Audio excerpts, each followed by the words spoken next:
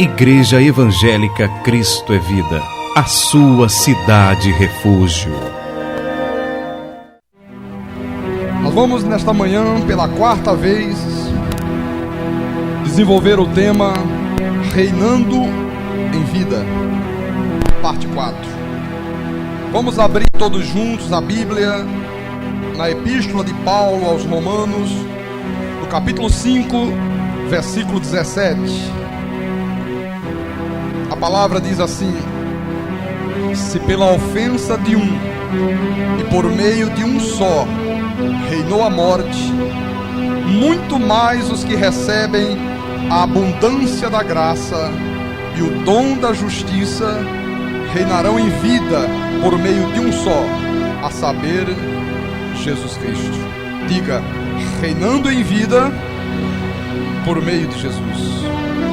Oremos ao Senhor agora.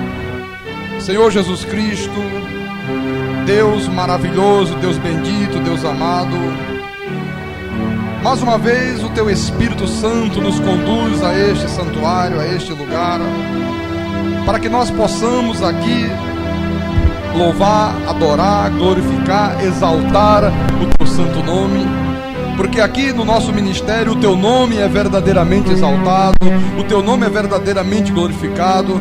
Aqui no nosso ministério, Tu és reconhecido como o único e soberano Deus. Mas o Senhor nos concede principalmente a graça de podermos ouvir a palavra predestinada de sabedoria, os mistérios que permaneceram ocultos desde os séculos passados, mas que aprouve ao Senhor revelar aos Teus santos nesses últimos tempos.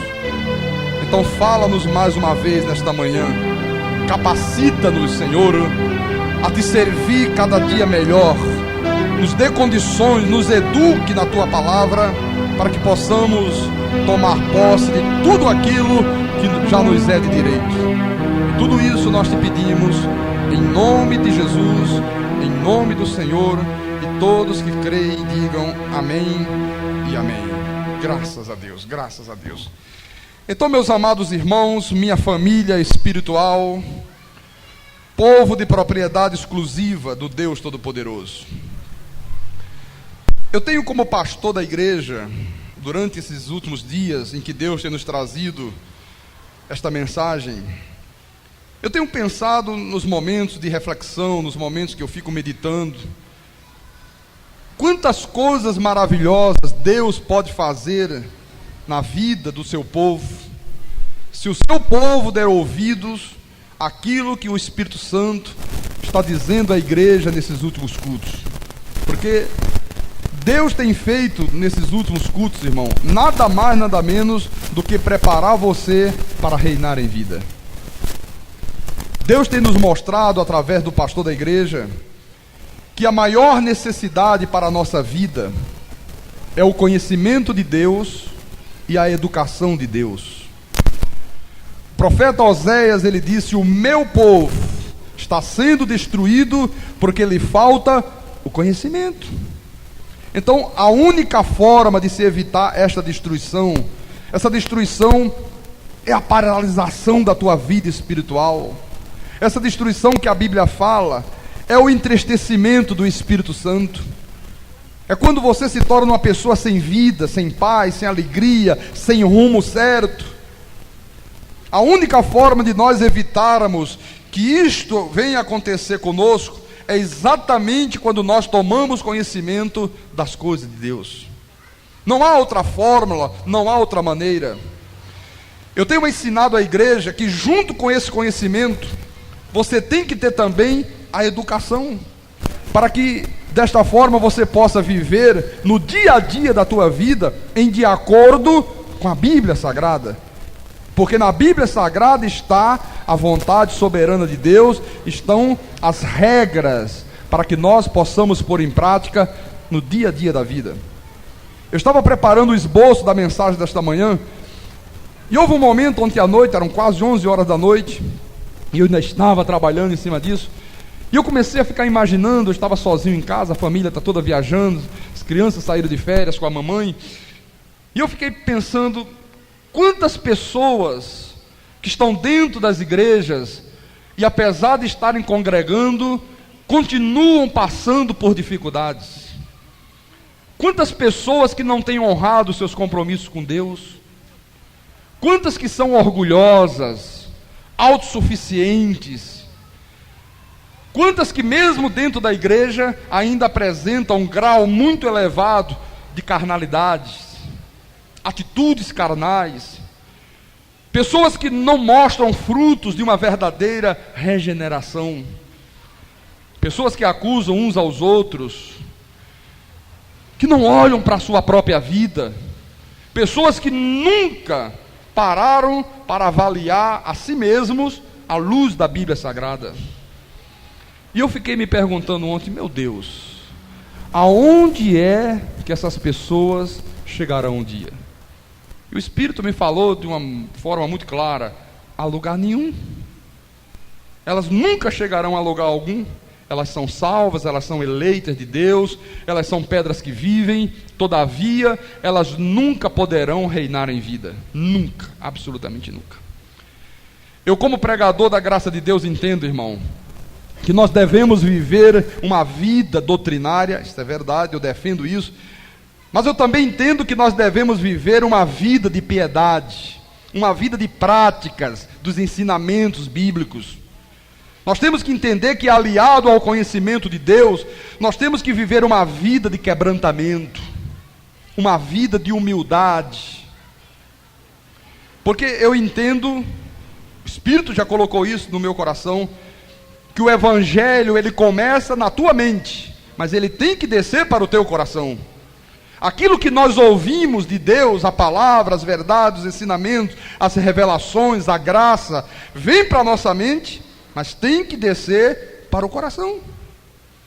Porque quando você ouve alguém dizer: olha, fulano desviou-se da igreja, fulano se separou da esposa, fulano mentiu, fulano adulterou, fulano se prostituiu, fulano está com a vida arrasada, os negócios estão quebrando. Na realidade, meus amados, estas coisas aqui só acontecem com pessoas que o Evangelho está na cabeça, mas não desceu para o coração. Está na cabeça, está na mente, mas não veio para aqui, ó. É por isso que eu defendo o conhecimento profundo das verdades bíblicas, mas principalmente a prática daquilo que o Espírito Santo nos faz conhecer a cada dia e a cada momento. Porque eu não aceito, em hipótese alguma, na obra de Deus, aquela coisa de um emocionalismo exacerbado, aquele emocionalismo esquisito, aquela coisa da pessoa vir para a igreja e chora, e grita, esperneia, sabe? Aquela coisa esquisita que não tem nenhum fundamento na palavra. Eu não concordo com o evangelho de promessas fáceis, de soluções fáceis, porque, meus irmãos amados, eu te falo com toda honestidade, nada na vida é fácil, nada na vida é instantâneo, nada na vida espiritual acontece da noite para o dia. Estou sendo honesto com você. Eu também não concordo quando Deus é posto em segundo plano e o homem passa a ser o destaque, porque essas coisas aqui fazem muito mal ao povo de Deus. Então, diante deste quadro triste que Deus tem mostrado à nossa igreja, do que tem sido, na realidade, o evangelho pregado aí fora, esta lei que tanto pune as pessoas, esta lei que tanto constrange, que rouba a alegria, a esperança de Deus do coração dos seus filhos, eu creio, com toda sinceridade, meus irmãos, que o nosso ministério, por causa do evangelho que nós pregamos, é realmente uma luz de esperança para os povos da terra. Eu não sei se você crê desta forma, mas eu creio. Esse ministério aqui é uma luz que brilha, é uma candeia posta sobre o alto de um monte. Agora, para que realmente possa ser assim, é necessário que haja uma vida de piedade, de humildade, de quebrantamento diante de Deus. E isso só é possível quando nós colocamos em prática, irmão, no dia a dia da vida, os ensinamentos da Bíblia. É a única fórmula de você viver uma vida de humildade, de quebrantamento, você viver uma vida de piedade. É você colocar em prática aquilo que o Espírito está te ensinando. Venha por favor comigo a 2 de Timóteo, abra a Bíblia agora em 2 de Timóteo, vamos conferir coisas espirituais com espirituais, capítulo 3, versículo 16 e 17. Veja o que Paulo disse a Timóteo. Timóteo era um jovem pastor de uma igreja em Éfeso, Paulo era o apóstolo dos gentios, e ele escreveu para Timóteo, ele disse: toda a escritura é inspirada por Deus. Olha, toda a escritura é inspirada por quem? Por Deus. E útil. Para que toda a escritura é útil? Para o ensino, para a repreensão, para a correção, para a educação na justiça, a fim de que o homem de Deus seja perfeito e perfeitamente habilitado para toda boa obra. Então tu tens que entender, meu amado e minha irmã amada, que enquanto a palavra de Deus não produzir na tua vida ensino, não produzir repreensão, correção, educação na justiça, nós nunca seremos perfeitos diante de Deus e perfeitamente habilitados para toda boa obra. O que nós vamos tratar durante esses próximos dias é exatamente como nos educarmos à luz desta palavra, à luz da Bíblia, para que sejamos habilitados para toda boa obra. Esta igreja é uma igreja sábia, meu irmão amado. Ela tem o conhecimento, ela tem a revelação da graça de Deus. Mas eu quero que este conhecimento, eu quero que esta sabedoria que Deus graciosamente nos concedeu, que ela seja posta em prática no dia a dia da nossa vida. Então a palavra está dizendo o quê? Que Deus nos educa na justiça. Olha, eu expliquei aqui na quarta-feira passada que esta expressão educação tem duas origens na sua etimologia, na sua origem latina. Uma é educare. Educare significa passar informações. O que faz um professor? Um professor passa informações. Você vai para a escola e o professor, ele passa informações, ele te ensina matemática, português, geografia, física, química, inglês. Ele está fazendo o quê? Educare. Ele está passando informações. Mas existe uma outra expressão que significa educare. Educare significa formar pessoas para que elas possam vencer dificuldades na vida, para que ela possa passar por cima de circunstâncias, de experiências que a vida nos proporciona ao longo da nossa existência. Então, não se pode formar uma pessoa para que ela seja vitoriosa na vida, se ela não permitir que o Evangelho passe pela sua mente e chegue ao seu coração. Ninguém pode ser formado para vencer as circunstâncias da vida, irmão, se não viver diariamente segundo os padrões da Bíblia Sagrada. Se não viver uma vida de piedade, de quebrantamento, de entrega total ao Senhor Jesus. O apóstolo Paulo disse: agora já não sou eu quem vive, mas Cristo vive em mim. Olha, isso é uma expressão que somente uma pessoa que já se entregou por inteiro a Deus pode dizer. Pessoa que sabe que a sua vida está verdadeiramente dirigida pelo Espírito Santo. Uma pessoa que sabe que já não é mais a sua vontade que prevalece, mas a vontade do Pai. Então, sem viver essas coisas, não pode haver vida vitoriosa, não pode reinar em vida. Na quarta-feira passada eu falei aqui na igreja sobre o caráter de Deus. Eu disse que a primeira coisa que o Espírito Santo faz na vida de um regenerado, de uma pessoa que é verdadeiramente semente da salvação, é criar nela o caráter de Deus. Você lembra que eu falei aqui da honestidade, da fidelidade, da lealdade? São virtudes que mostram verdadeiramente que nós somos luz do mundo e que nós somos sal da terra. Porque, meus amados, você vê o caráter de Deus na maneira em que um marido trata a esposa. Você vê o caráter de Deus na maneira como os pais educam seus filhos, como o patrão trata os seus empregados. Você vê o caráter de Deus, como a pessoa se comporta diante dos compromissos assumidos. Aquela pessoa que compra, paga, que honra a sua palavra. aquela pessoa que é honesta. Você vê o caráter de Deus, como é que uma pessoa se porta diante dos impostos do governo. Na realidade, são essas pequenas coisas, são esses pequenos detalhes que formam um homem ou uma mulher de Deus no seu todo. Porque, irmãos, se uma pessoa mente pouco, se ela mente muito, ela vai mentir. Se ela mente pouco, ela vai mentir muito. Se uma pessoa rouba pouco, não tenha nenhuma dúvida que ela vai roubar muito. Se uma pessoa engana pouco, ela vai enganar no muito também. Nós não podemos fugir desta verdade. Você está lembrado que nós dissemos aqui na quarta-feira passada, que quando nós vivemos esta fidelidade a Deus no natural, ou seja, no nosso cotidiano, nas coisas do dia a dia da vida, esta fidelidade traz para a nossa vida o quê? Bênçãos e revelações de Deus. Você crê nisto? Você acredita que quando você é fiel a Deus, Deus te dá bênçãos e revelações?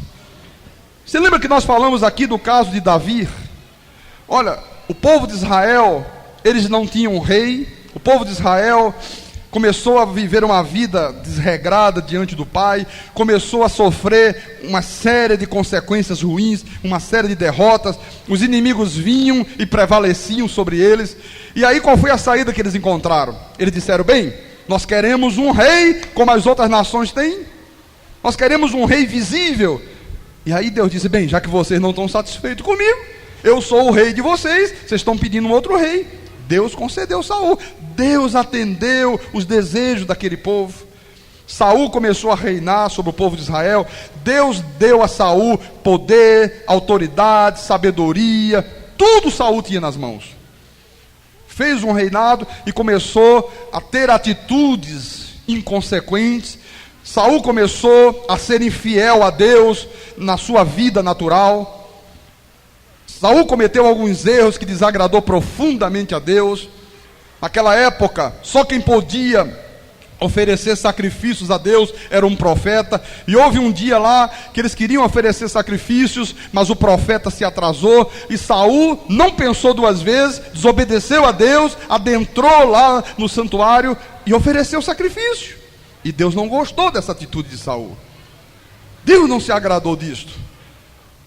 Depois Saul foi para uma batalha. Deus disse: olha, você vai enfrentar os amalequitas, você vai destruir esta gente, você não vai poupar o rei, você não vai poupar o povo, nem jovens, nem velhos, nem crianças de peito, nem os animais, você não vai poupar nada. Saul foi, fez conforme Deus mandava, mas poupou o rei, poupou as riquezas que aquele povo tinha e poupou o rebanho. E Deus disse: não me agradei de você. Isso não é maneira de você proceder. Você não me honrou, você não foi fiel naquilo que eu mandei você realizar.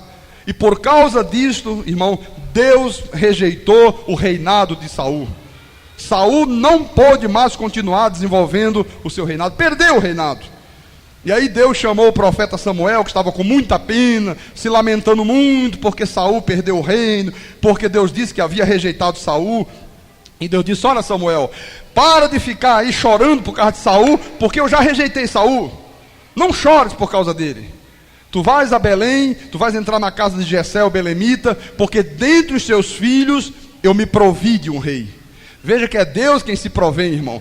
E aí Samuel foi à casa de Jessé. Chegou lá e disse: olha, o Senhor me mandou aqui, ele dentre os teus filhos, ele disse que se proveu de um rei. Queria que você trouxesse os teus filhos.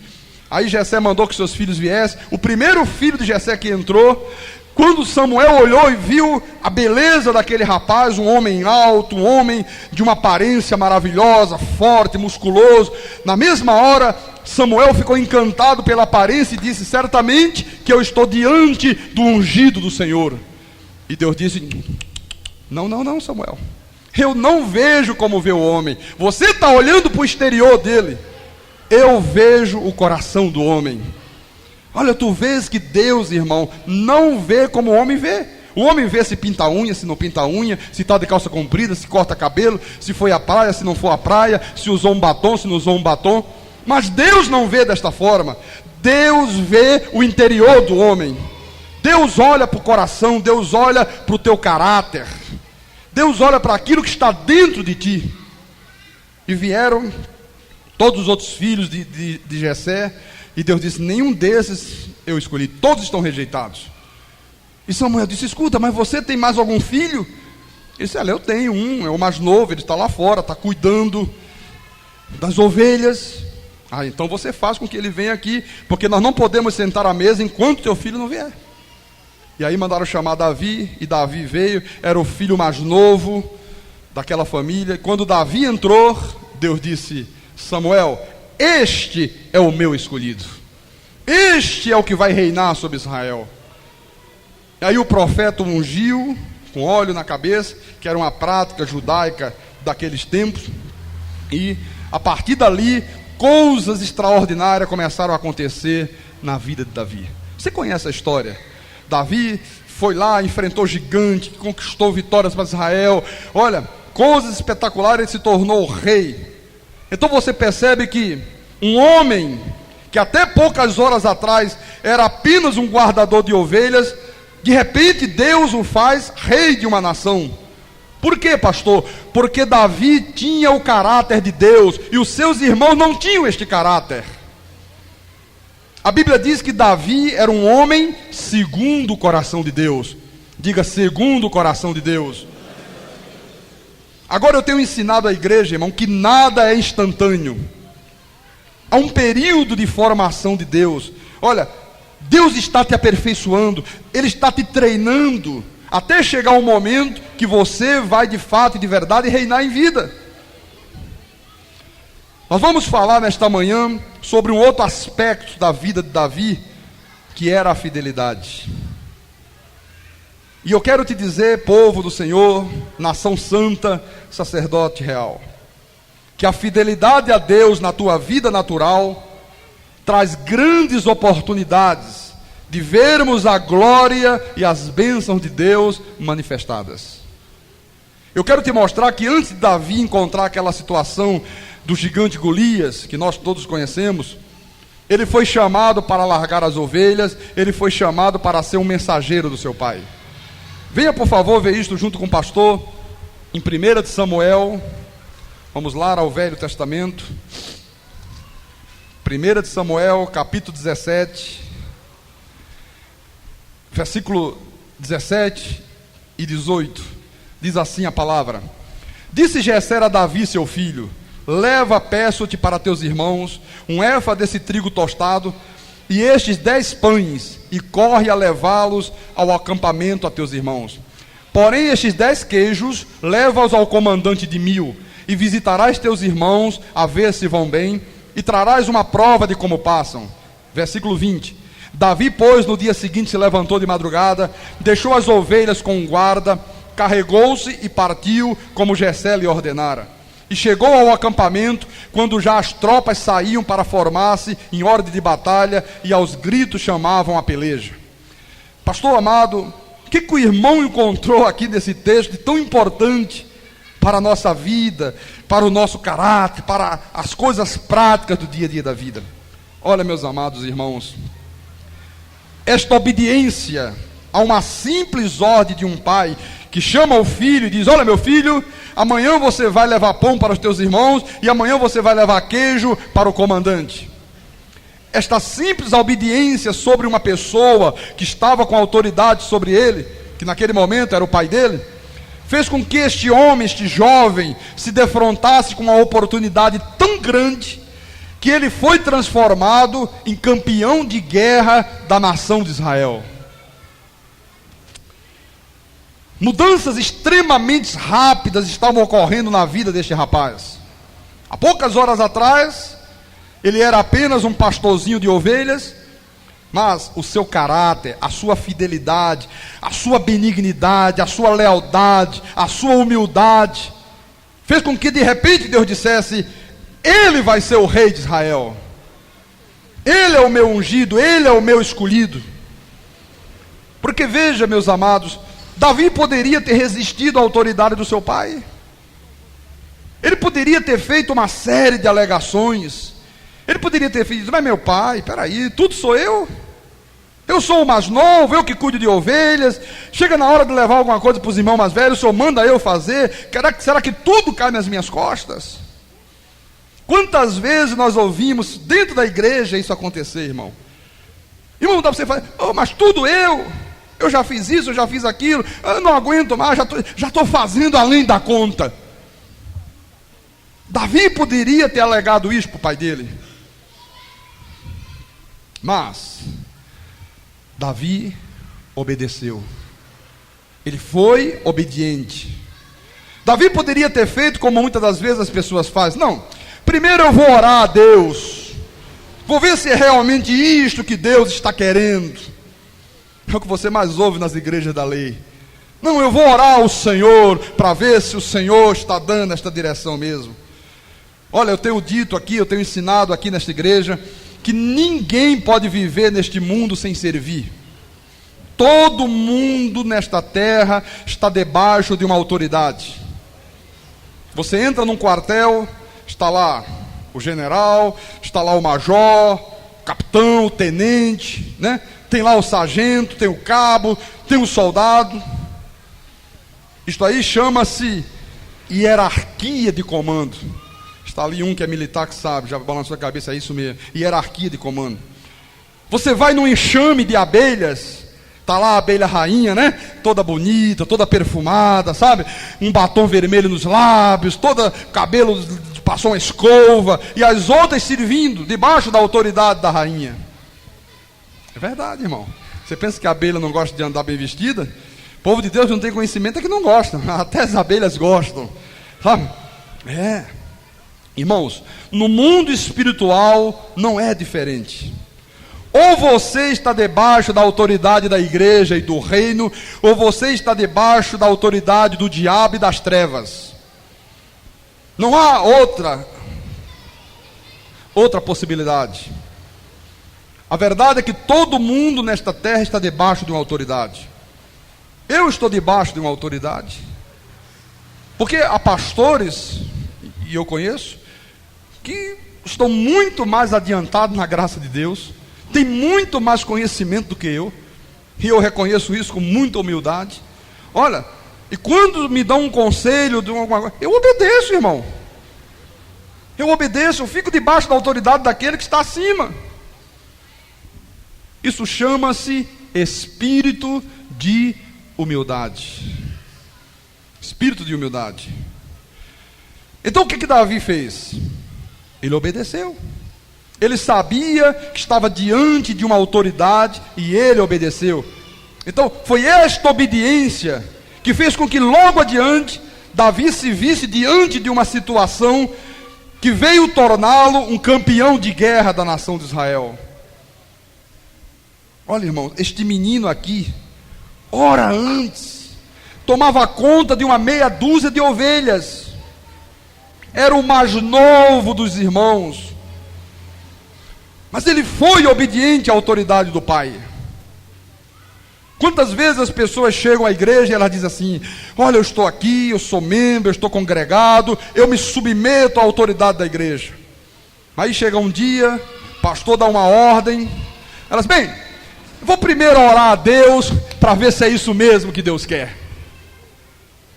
Às vezes está na igreja, diz que está debaixo da autoridade da igreja, e aí faz alguma coisa errada, o pastor chama, diz, olha, não faça isso, está errado, isso não é uma maneira correta de proceder, faça assim, assim, assim, assim. E como aquela pessoa na verdade não é submissa, ela é insubmissa à autoridade da igreja, ela é insubmissa à palavra de Deus, então o que ela faz? Ela sai da igreja, vai para uma outra denominação e diz assim, não, eu saí de lá porque o Espírito Santo me tirou. O Espírito Santo me conduziu agora para aqui. É mentira. Deus não faz isso, o Espírito Santo não faz isso. Nós tínhamos uma família aqui na igreja, sempre fazia as coisas para a igreja, trazia coisa para o pastor, aquela coisa toda, aquele chamego, vai e volta. Um dia, um dos filhos desta família conheceu uma moça e com 2 meses queria casar. Queria a todo custo e a toda prova casar com a moça. E a mãe da moça, a moça não tinha mais pai, aflita, desesperada, até uma diaconisa da igreja, Esse pastor não pode, 2 meses, nem se conhece. Esse rapaz nem convertido está ainda, ele começou a chegar à igreja agora. Os pais já estavam, mas o rapaz tinha chegado há pouco tempo. E aí eu reuni as famílias, chamei-os ao meu gabinete, fiquei 1 hora ensinando, mostrando na Bíblia, recomendando, orientando, que eles tinham que namorar, que eles tinham que se conhecer por 1 ano. Depois de 1 ano, eles noivavam, começavam a comprar as coisas para manter a sua casa, se preparando para uma vida a 2. E eu virei para os pais, eu digo, bem, o teu filho depende de você, ele mora na tua casa, ele não tem emprego, ele só vai fazer essa loucura se você for cúmplice. Se você apoiar o erro do teu filho. E ele disse, não apoio. Você não vai casar, garoto. Acabou. Olha, se você quiser casar, então você vai sair de casa hoje mesmo.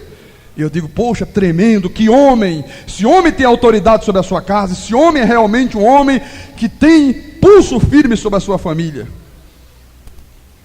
Mas, como a mulher gritava mais alto do que o homem, quando chegou lá fora da igreja, ela disse, olha, tu que pensas que será assim?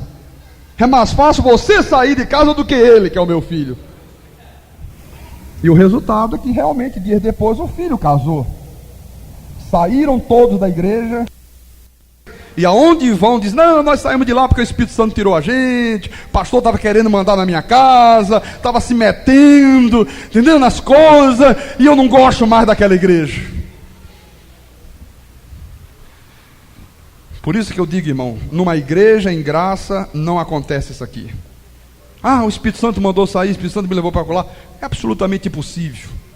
Seria um sacrilégio de Deus te levar à plenitude da graça, e aí um dia Deus dizer, sai e vai para a lei de novo. Seria um contrassenso de Deus, meus amados. Mas é o que mais acontece nas igrejas da lei. As pessoas ficam trocando de igreja como macaco troca de galho, é ou não é?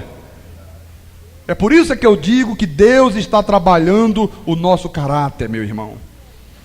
Você vê que eu sou um exemplo disso. Eu particularmente, eu não sou mais o mesmo homem que eu era há 2, 3, 4 anos atrás. A cada dia, a cada semana, a cada mês, Deus muda o meu interior. A cada dia, o caráter de Deus vai fluindo, irmão, nas minhas atitudes, na minha vida diária. E você sabe por que isto? Porque todos os dias eu me submeto à vontade soberana de Deus. Olha, no passado, eu era um homem muito intempestivo, meu irmão. Eu era um homem muito irado, eu não tinha domínio próprio, eu não tinha controle. Mas hoje eu sou um homem totalmente quebrantado. Porque, irmãos, eu não abro mão de me apresentar a este mundo como luz do mundo, como sal da terra. Eu quero ser aquilo que Jesus disse que nós somos. Veja o que aconteceu com Davi. Davi disse assim, bem, meu pai é uma autoridade e eu tenho que obedecer ao meu pai. Eu não posso deixar de submeter àquele que tem autoridade sobre a minha vida. Quantos problemas nós enfrentamos na obra de Deus por causa dessa coisa de obediência, meu irmão? Às vezes as pessoas querem obedecer ao pastor elas obedecem. Mas se o pastor põe alguém numa posição de autoridade, responsável por alguma coisa, começam os problemas. Fulano não obedece, Cicrano se rebelou, o outro começa a criar problema, fofoca, intriga, divisões. Olha, é um verdadeiro inferno. E por isso as pessoas não reinam em vida. Porque elas não sabem honrar a autoridade. Olha, meu amado, se você está debaixo de uma autoridade espiritual, obedeça a essa autoridade espiritual. Não importa se é o pastor, se é um diácono, se é um presbítero. Se está debaixo daquela autoridade, se submeta, obedeça e faça isso com alegria e com prazer. Porque caso contrário, você estará indo contra a palavra de Deus. Infelizmente são poucas as pessoas que obedecem, irmão. Normalmente cada uma tem o seu parecer pessoal, cada uma tem a sua visão, a sua ótica. Isso é um verdadeiro terror na obra de Deus. Agora, por favor, leia outra vez o versículo 20. Davi, pois, no dia seguinte, se levantou de madrugada. Olha só, que coisa, hein? Olha o que é uma pessoa responsável, meu irmão amado. Davi sabia que ele ia ter que levar pães para os seus irmãos, queijo para o comandante. Davi não foi fazer uma festa de despedida, ele não foi viver uma noitada.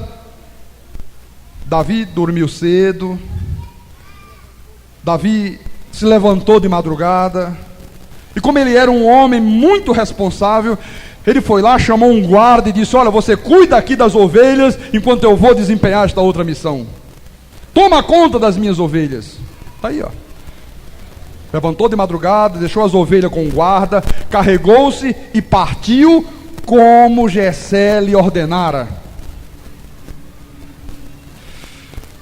Meus amados irmãos, este homem aqui era um homem moço, de pouca idade, mas ele era uma pessoa muito responsável, ele era ainda muito jovem, ele era o filho mais novo de Jessé, mas ele era uma pessoa madura. Estou aqui, olha, está aqui uma lição de vida, meus irmãos amados. Isto é uma lição de vida, essa história de Davi. Eu não sei porquê, mas sempre que eu falo nessas coisas, me vem à mente o desejo e a vontade de falar um pouco do meu testemunho. Porque às vezes as pessoas chegam aqui, elas olham para esse templo, elas veem tudo bonito, um altar maravilhoso, tudo pintadinho, tudo ajeitado, tudo, não é? Como se diz aí na linguagem popular, nos trinques. E elas imaginam que tudo está aqui, caiu do céu. Certamente foi o ET de Varginha que veio, buf, colocou tudo dentro do templo da igreja. Não, não foi. Irmãos amados, nós tivemos um período em que tudo isto aqui era escombros. Tudo isto aqui caiu no chão. O prédio veio abaixo.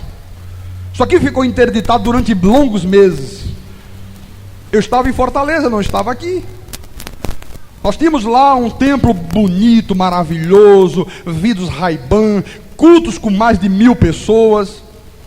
E o pastor que estava aqui, pastoreando as ovelhas, um dia disse: o senhor fala muito de fé, o senhor diz muita coisa bonita, porque o senhor está aí num templo lindo, o senhor tem cultos aí de 1000 pessoas, mas agora eu estou aqui, tudo caiu, tudo por terra, o povo é miserável, o povo não faz isso, o povo não faz aquilo. Aí começa a botar a culpa no povo. Eu digo: meu filho, o que é que você quer? Não sei. Eu digo: você não sabe, mas eu sei. Você quer vir para o meu lugar e eu ir para o teu? Então vem para cá. Ele foi para Fortaleza, deixei lá a igreja bonitinha, jeitosinha, escritório pronto, ar-condicionado, as 1000 maravilhas, e vim para cá. Ali na frente era tudo interditado, a parede ameaçava cair da frente. Nós fazíamos cultos aqui atrás. Tinha buracos no chão, que às vezes o irmão entrava na igreja: ô pastor, cadê o irmão? Desapareceu no buraco. Chama o bombeiro, tira do buraco. Era uma verdadeira vergonha, irmão. Nós fazíamos cultos aqui atrás, às vezes com 5, 10 pessoas. Hoje, você chega, está aqui, essa coisa linda, um templo maravilhoso, tudo bonito.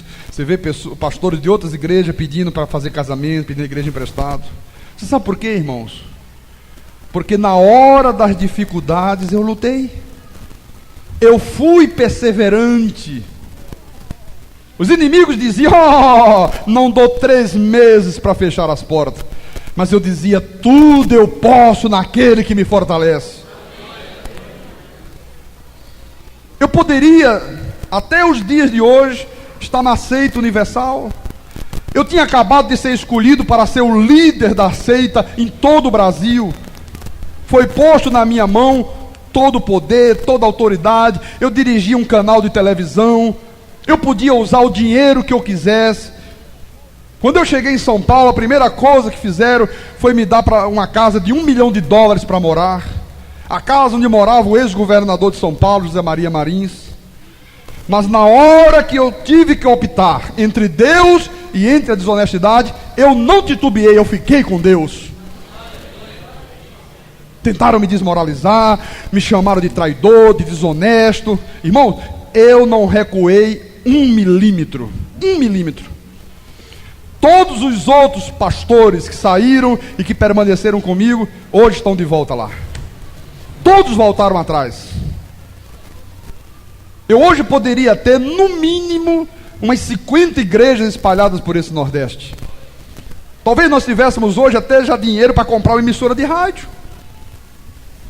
Mas eu preferi a verdade e a lealdade a Deus do que o poder financeiro.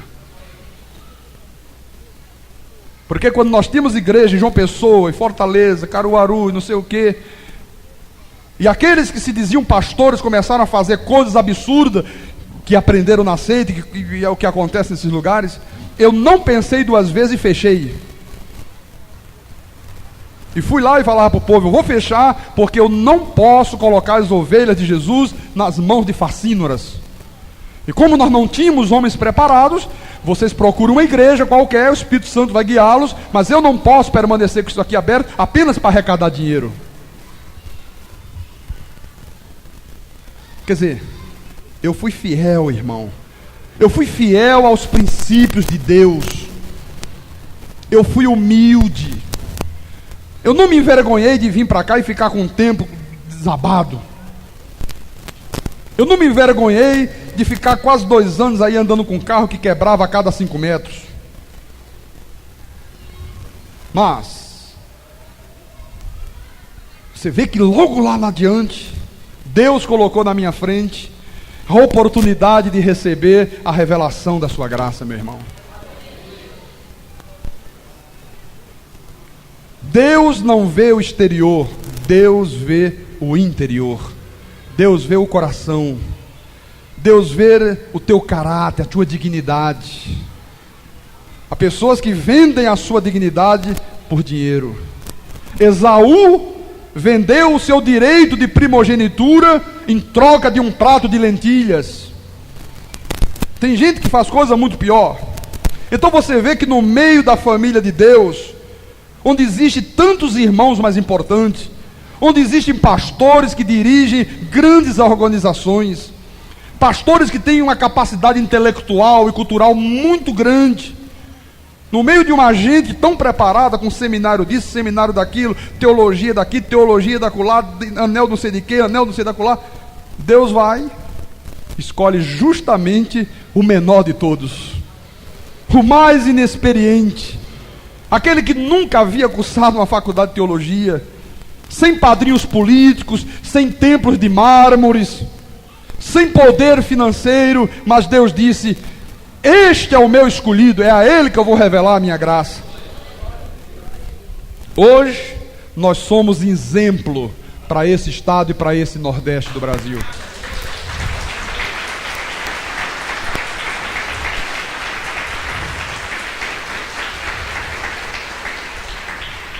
Hoje os olhos de todas as outras denominações, irmão, estão postos sobre esta igreja aqui, ó. E o nome de Jesus Cristo está sendo glorificado, meu irmão amado. Hoje todas as denominações olham para nós. Aqui, pequenininha, simplesinha, não tem poder. Mas todo mundo está lá. O que está havendo? Agora, por favor, volte para 1 de Samuel, capítulo 17, versículo 24 a 26. Diz assim: todos os israelitas, vendo aquele homem, fugiam de diante dele e temiam grandemente. Diziam uns aos outros: viste aquele homem que subiu? Pois subiu para afrontar a Israel. A quem o matar, o rei o acumulará de grandes riquezas e lhe dará por mulher a filha, e a casa de seu pai isentará de impostos em Israel. Então falou Davi aos homens que estavam consigo, dizendo: que farão aquele homem que ferir a este filisteu e tirar a afronta de sobre Israel? Quem é, pois, esse incircunciso filisteu para afrontar os exércitos do Deus vivo? Pastor Carlos Magno, essa coisa aí de Davi não dá uma sensação, pastor, de que Davi era um homem muito arrogante? Ele disse: quem é esse incircunciso filisteu para afrontar os exércitos? Isso não é uma arrogância? Não, irmão. Isso aqui prova que Davi era um homem confiante em Deus, como todos nós temos que ser. Pessoas confiantes. Porque o arrogante é aquele que diz: eu vou fazer, eu vou realizar, eu vou acontecer, eu vou na minha força. no meu talento, nos meus dons, no meu poder. Davi disse: eu vou contra ti em o nome do Senhor dos Exércitos. A confiança de Davi era tão grande, irmão, que Davi reconhecia a soberania de Deus. Davi sabia que, humanamente falando, ele não era nada, ele era um jovem que cuidava apenas das ovelhas da sua família. Mas Davi sabia que com Deus ele venceria tudo.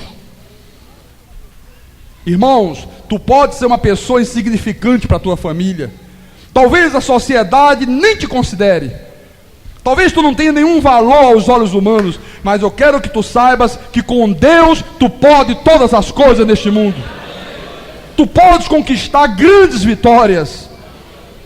Tu podes fazer coisas maravilhosas para a glória do Deus eterno. Então, quando Davi viu o gigante blasfemar, quando ele viu todo o exército de Israel acovardado, ele não se acovardou. Ele não foi covarde. Ele não se curvou diante daquela situação. Ele disse: olha, eu já estou treinado, eu já matei um leão, eu já matei um urso, quando veio querer pegar as ovelhas do meu pai, e Deus me livrou de todos eles. O Senhor também vai me livrar das mãos desse gigante filisteu. Irmão, Davi estava treinado por Deus. Quando você vem a esta igreja aqui nos cultos, Deus está treinando você. Você está sendo preparado. Um dia você vai se deparar com um urso, um dia você vai se deparar com um leão, e aí você já saberá que quem derrota os nossos inimigos é o Senhor dos Exércitos. Olha, meus irmãos amados, Davi não viu em Golias uma catástrofe. Davi viu em Golias uma oportunidade de Deus se manifestar em favor dele. Não veja nas dificuldades que a vida se nos apresentam uma catástrofe. Eu quero que tu vejas nas dificuldades oportunidades de Deus se manifestar na tua vida. Veja nas dificuldades oportunidades de tu veres a glória de Deus. Tu percebes agora como é que Deus está te preparando para coisas grandes? Como é que Deus está te treinando? Como é que Deus está moldando o teu caráter?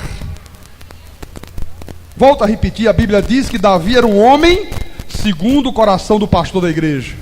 Ah, não era segundo o coração do pastor. Davi era um homem segundo o coração do chefe das convenções, do chefe dos concílios. Não, ele era um homem segundo o coração de Deus. Agora veja o versículo 34.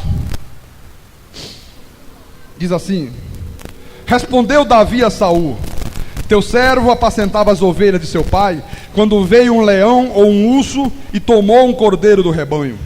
Eu saí após ele e o feri, e livrei o cordeiro da sua boca. Levantando-se ele contra mim, agarrei-o pela barba, e o feri e o matei.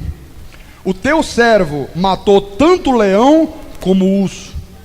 Este incircunciso filisteu será como um deles, porquanto afrontou os exércitos do Deus vivo. Disse mais Davi: o Senhor me livrou das garras do leão e das do urso, ele me livrará das mãos deste filisteu. Então disse Saul a Davi: vai-te, e o Senhor seja contigo. Olha, você percebe, irmão, no velho pacto, na antiga aliança, eles diziam: o Senhor seja contigo. Neste novo pacto de melhores e superiores promessas, eu digo: o Senhor é contigo e para sempre. Diga para o teu irmão do lado: o Senhor é contigo.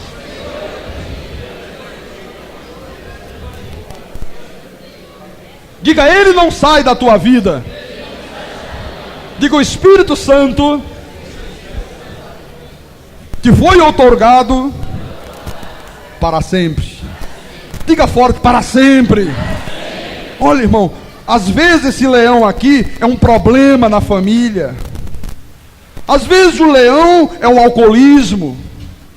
Você sabe que há pessoas neste mundo que não conseguem dirigir as suas vidas sem pensar em sexo, sem pensar em álcool, sem pensar em drogas.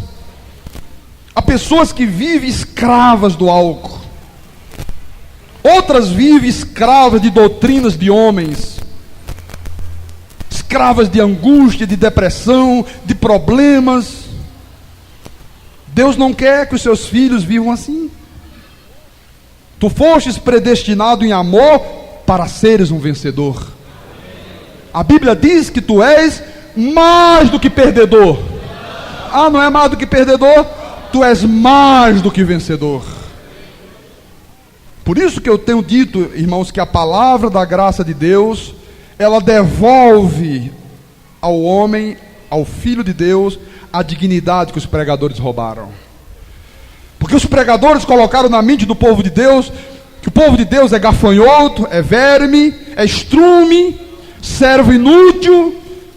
Eu vim agora de manhã para a igreja, dei carona no Zé Carlos, estava me esperando ali na estrada e nós viemos juntos, e eu vim ouvindo uma rádio evangélica e tinha um pregador. Não porque eu sou servo inútil, eu não valho nada, eu não tenho valor algum, eu só para ser jogado no lixo, dentro da descarga e tem que do vaso da descarga. Não, não é isso que a Bíblia diz, meu irmão. A Bíblia diz que tu és povo eleito, nação santa, sacerdócio real, pedra que vive, escolhido de Deus, ovelhas de Jesus Cristo, predestinados em amor, mais do que vencedor. Tu recebes esta palavra? Tu crês que tu é isto? Então diga glória a Deus, aleluia.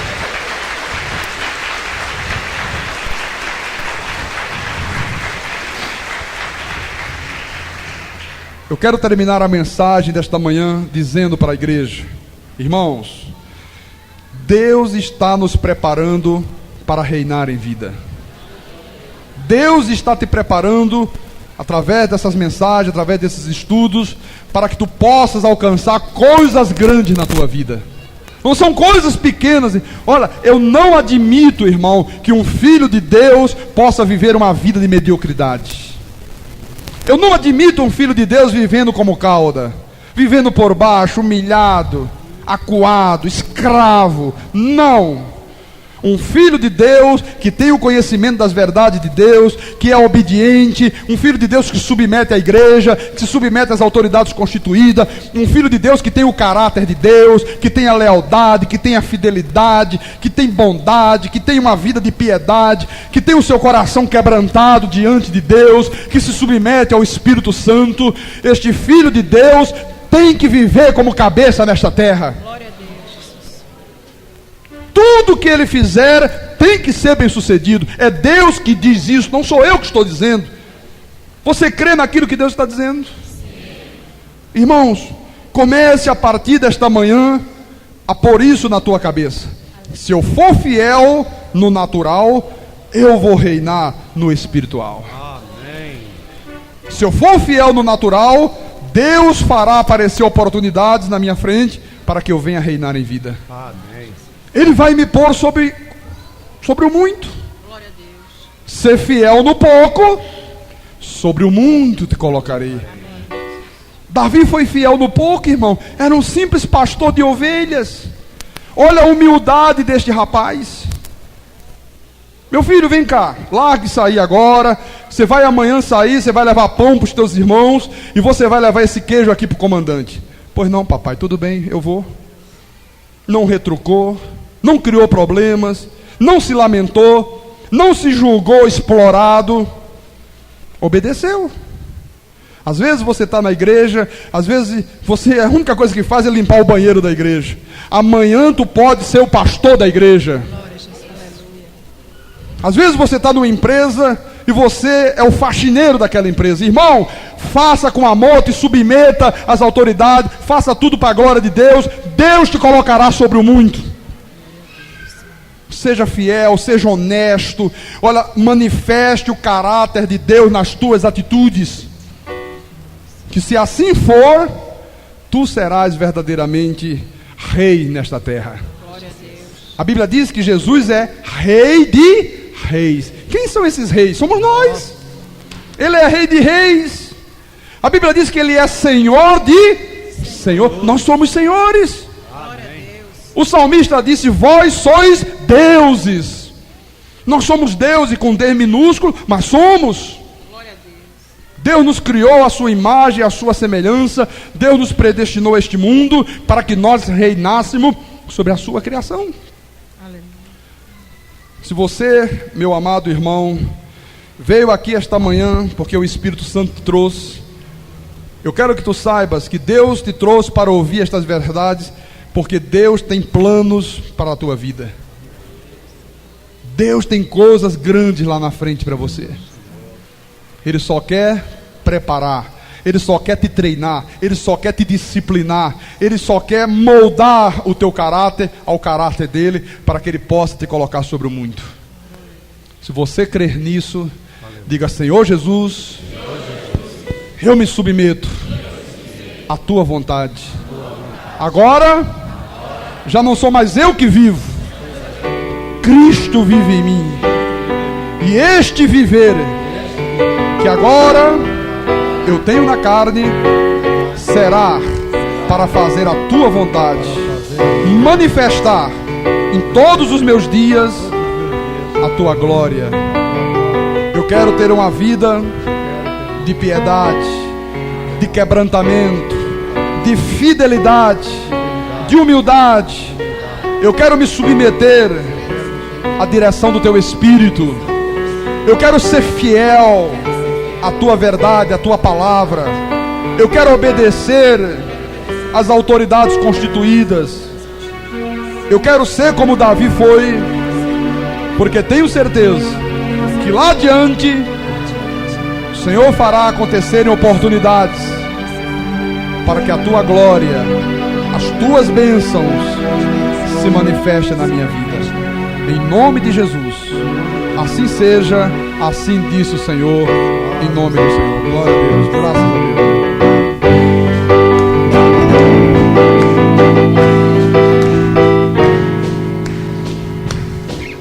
O caminho de Deus é perfeito, passa pela obediência. O caminho de Deus é perfeito, a palavra do Senhor é poder. Ele abre o escuro de todos os que nele confiam.